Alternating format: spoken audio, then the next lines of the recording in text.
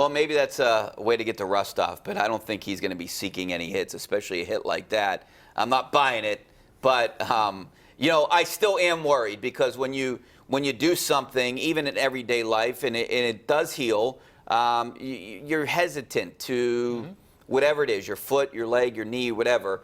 But now we're talking about 300-pound guys coming after him. I think it's going to take a little bit of time for him to get into a rhythm. I think what he's saying there is that he wants to get comfortable, and he wants to feel comfortable in the game, and if that involves being hit or jostled or whatever it is, and that kind of moves him forward into that comfort zone, if you will. I think that's what he's looking for. I don't think he's certainly not looking to get hit in the head. Yeah, no.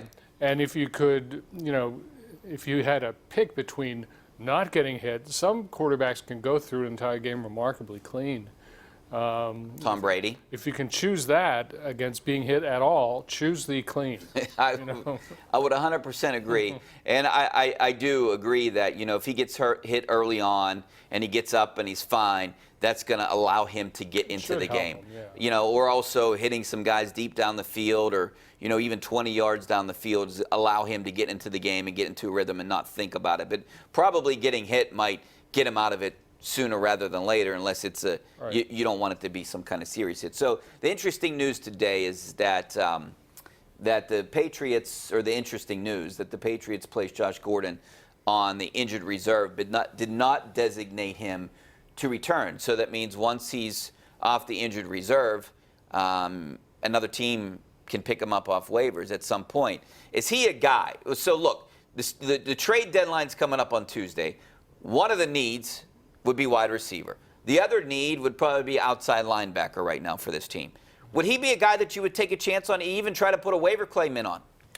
I think, every individual case is different. I mean, if you have to generalize, you usually say that the Steelers try to avoid this kind of situation. They are freshly burned by a wide receiver with issues. They might be reluctant to go in that direction, but Josh Gordon, it looks like he still has some serviceable time in him. It depends on their view of their other wide receivers. If they're convinced that people like James Washington and Deontay Johnson are ready to pop, I think they're going to be very reluctant to do that. If they do it, it will say something about those guys. Yeah, but it would only be a half-a-year commitment, essentially. Yeah, that's right. Right? Because he's an unrestricted free agent at the end of the year. Speaking of James Washington looks like he's going to play. He's going to be back in the lineup on Monday night. Back to the phones, and we're going to go out to Josiah in San Antonio. What's up, Josiah? Hey, Richie Rich. Hey, Jimmy. Hey, thanks for calling. No problem. Just 2 points. Number one, the Steelers' special teams has been horrendous. Ryan Switzer does not appear to be getting any better. And the second point that I want to make is a deeper one about the Patriots. Schefter had the story basically saying that Brady is unlikely to come back to New England. And the more I think of it, I think he's got ticked off because he want Garoppolo about him being the starter, and then they had to trade him. And then Brady also put his home up for sale. So I'm thinking if the Steelers can hold tight, they may be in business next year if Brady leaves. And Schefter was talking about it on Monday Night Football. Did you guys catch it? No, I didn't hear that, but I did see the speculation. But I think that's kind of every year with Tom Brady. I don't see Tom Brady playing for any other team besides the Patriots. I don't either, but it's happened. Namath played for somebody else. Montana played for somebody else. A lot of guys, end their careers somewhere else. But Tom Brady's made so much money in the game and, has come out of it pretty clean. I can't remember him ever being concussed. Do you remember Tom Brady being concussed? I don't remember concussion, but he missed a 1 year with a knee injury, right? When Matt Castle played. But, I'd be surprised to see him move. I would. I would, too. But I believe he's a free agent next year. So maybe, does he want a payday? Because he would get it somewhere. I just don't. I honestly don't see it. I know he potentially puts his house on the market, but he's married to a supermodel and they travel around the world. He can rent an apartment in Boston or Providence or Foxborough. He's doing very well. Yeah, he's doing okay. So I wouldn't read too much into it. I would be surprised if he goes anywhere besides New England. All right, back out to the phone line. Just go out to Mike out in Ross. What's up, Mike? Mike in Ross. Mike, you there? Mike. Yeah, I'm here. What's up? Go ahead. Hey, Rich. Dean, how you doing? Good, how you Thanks for doing? calling. Hey, my question is, when was the last time the Steelers had a good draft?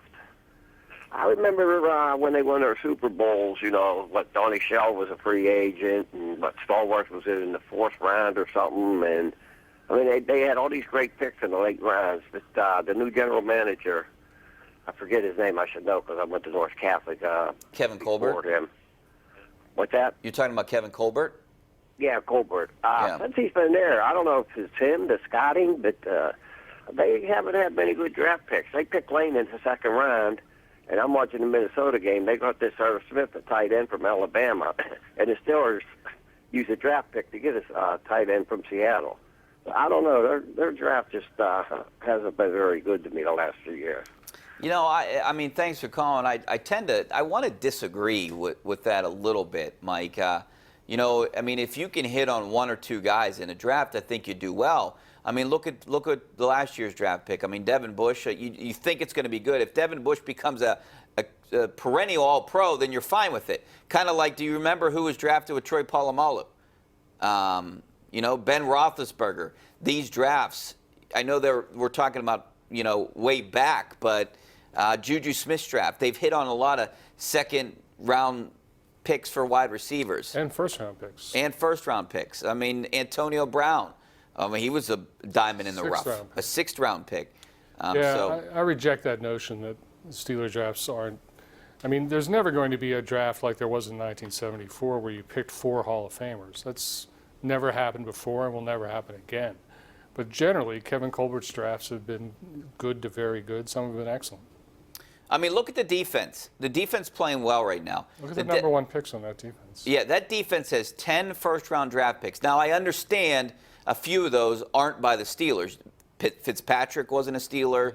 Hayden wasn't a Steeler. Barron wasn't a Steeler. And Alu wasn't a Steeler. The point is, the one that you can't miss on, the Steelers rarely miss on. I mean, that's very rare for the Steelers to have a bust at number 1. Yeah. All right, we're going to take a break. Back with more of your phone calls, some of your tweets coming up next. Stay right there.